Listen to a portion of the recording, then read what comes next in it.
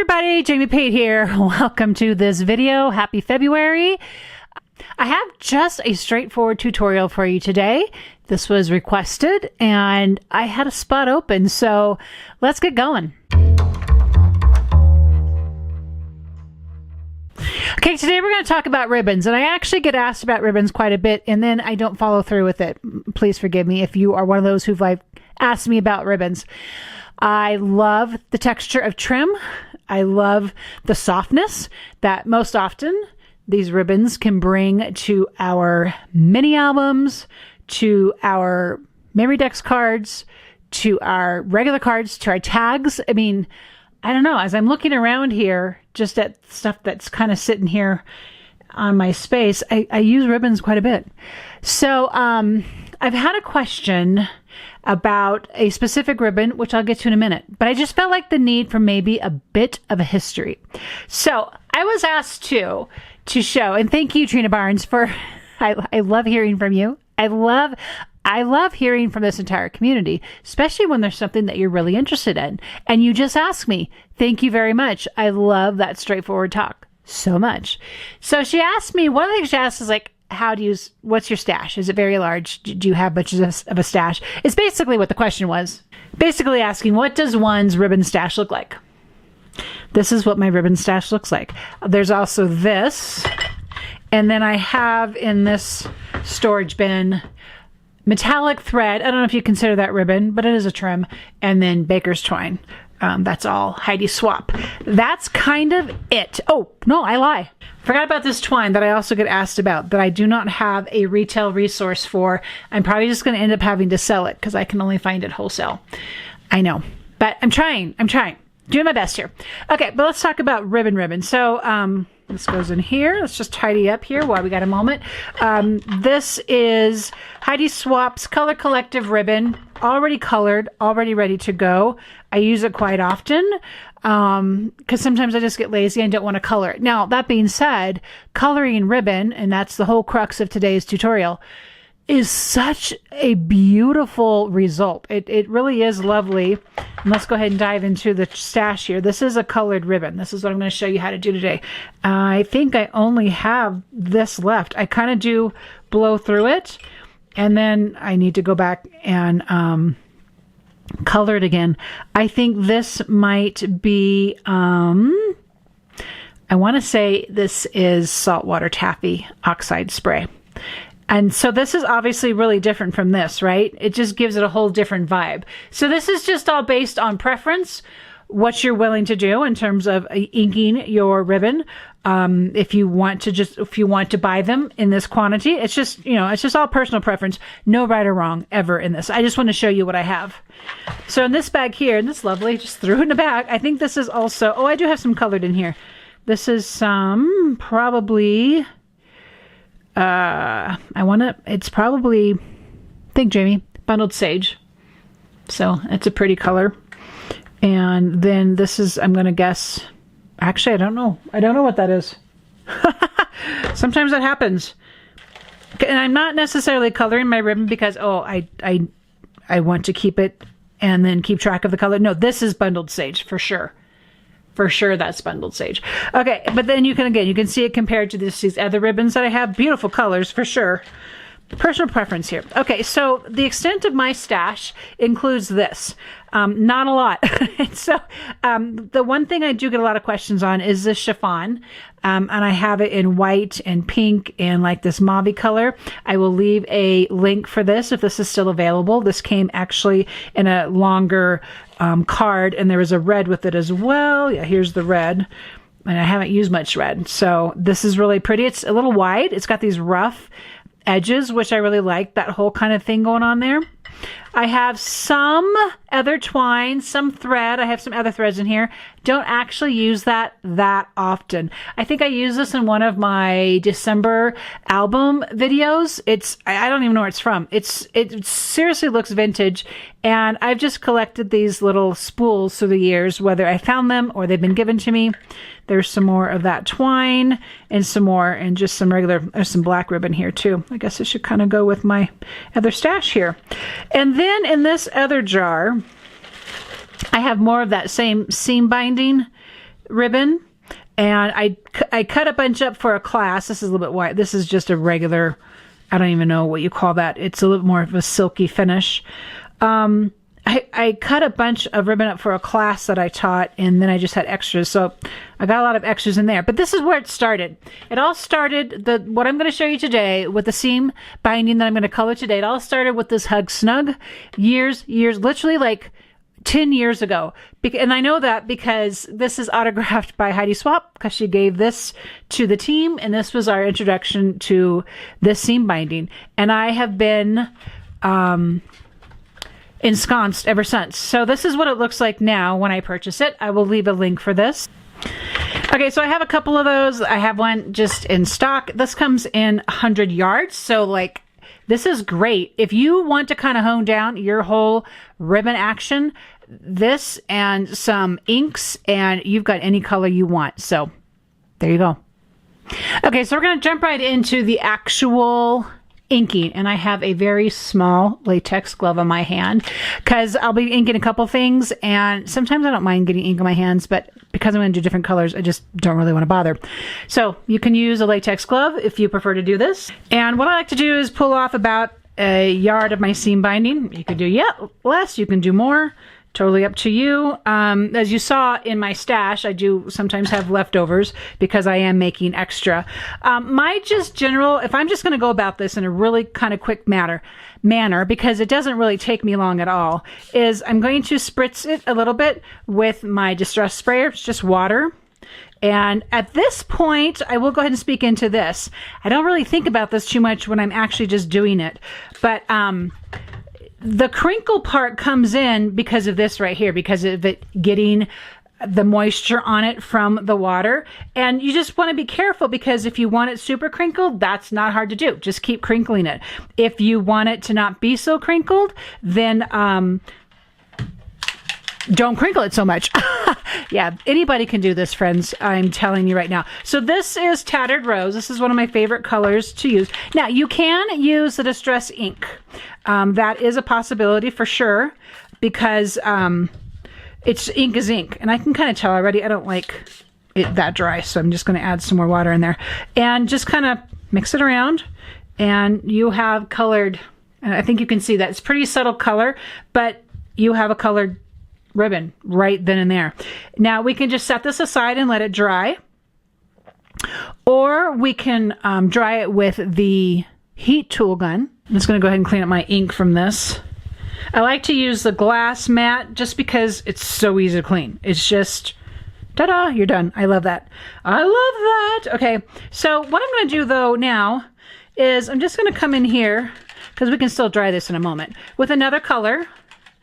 And just trying to get that oxide mixed up there a little bit. I'm just going to do it a little bit on, like, hardly any here at all. And just kind of on the end.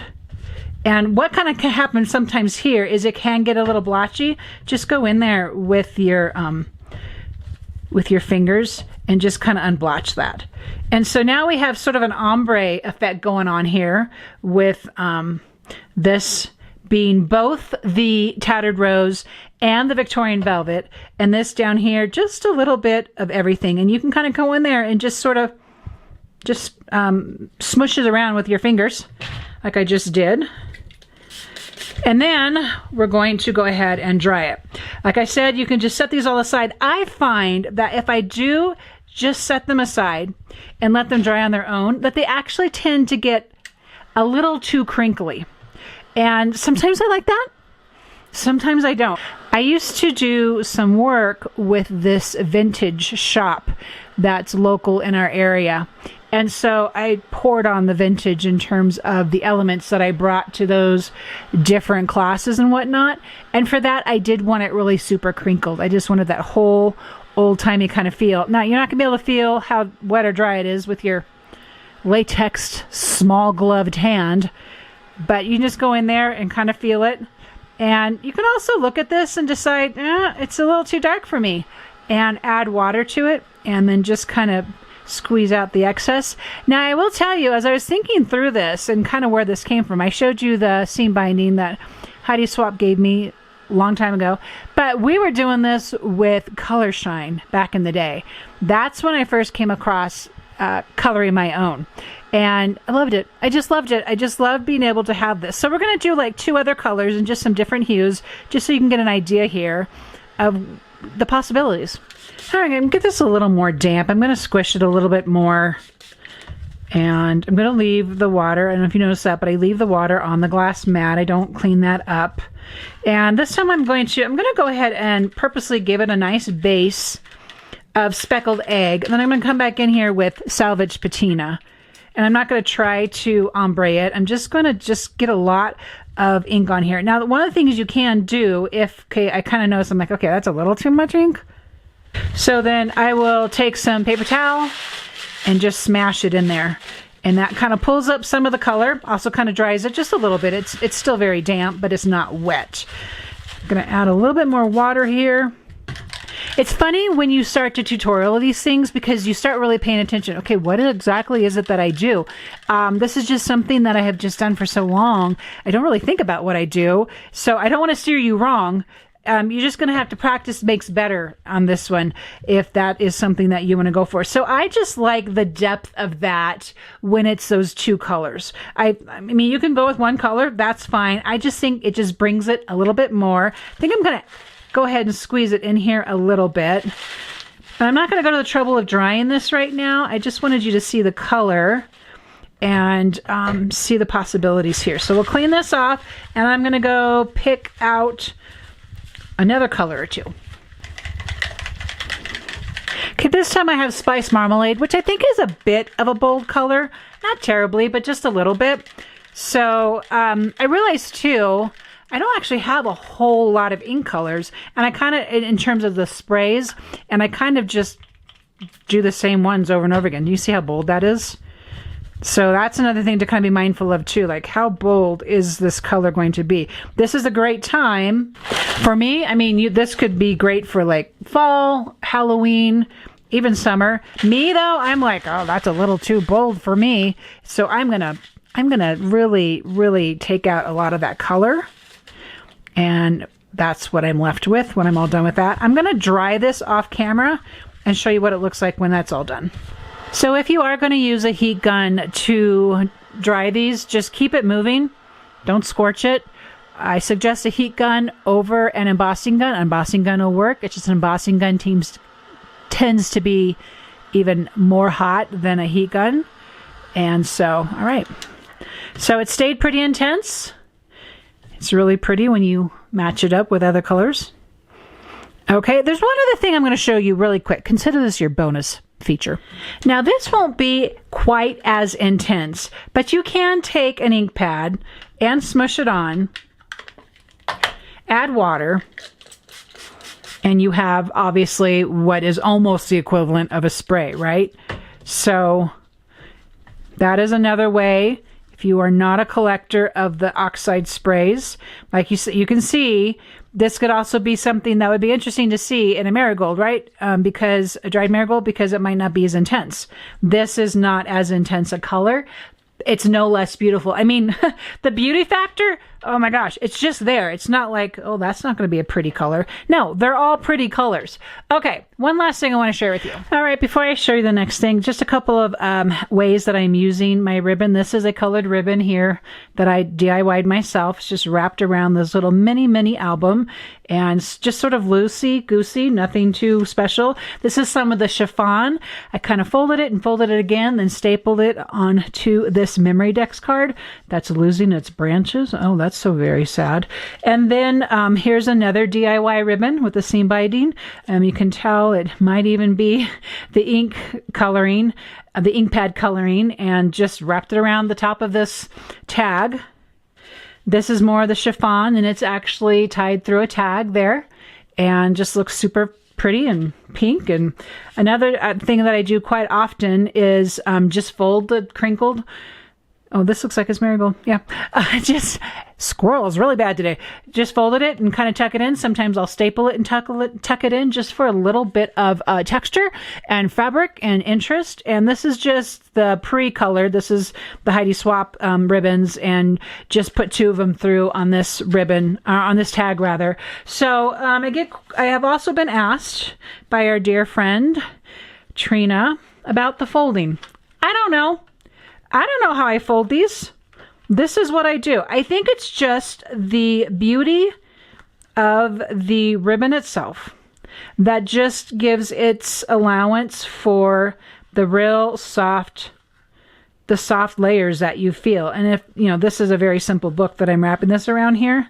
I just kind of come up here with these. I just play with it for a minute. I pull these guys up here a little bit and try to make them flat, but they're not going to be terribly flat because they're crinkled, right? And get in there and just give it a nice tightness, kind of fluff those up again. And that's just a single ribbon tied like that right there. Now, what can be really interesting too, I'll try it with this one, is when you double up your ribbon and then just do the bow. This is short, so I'm not going to be able to wrap it around something, but you're going to get the idea. So you just got a lot of layers going on there if that's going to sit on something. And sometimes I'll even do that. That's so pretty. I'm sorry. I just love the pretty stuff, you guys. It just makes me happier. But see, you could hot glue this to this other ribbon. Look at all the layers. And it's just because they're colored and they're unique and they're different. So you really got to play with this. I highly suggest grabbing that seam binding. It's going to last you forever, even if you don't color it. It's super beautiful. Play with your inks, play with your sprays, play with colors, play with layering, play with making them ombre. We won't even talk about adding polka dots and stripes and all the different things you can do. But that for sure should help you today with what my stash looks like. Not very big at all. For me, in terms of something like that, less is more. And I love playing with this. I love the whole DIY. And I talked to you about the seam binding, what I use. I talked to you about my favorite sprays that are rolling off the table. And I have no compulsion not to use an ink pad. The water's key. Don't burn your ribbon. And I love using the glass mat. Just something that I like to do. All right. There you go. Thank you so much for watching this little quick tutorial. I'm not sure if it actually ended up quick, but it was fun to do. Thanks for reminding me how much I love this. And keep going and make some pretty stuff, guys.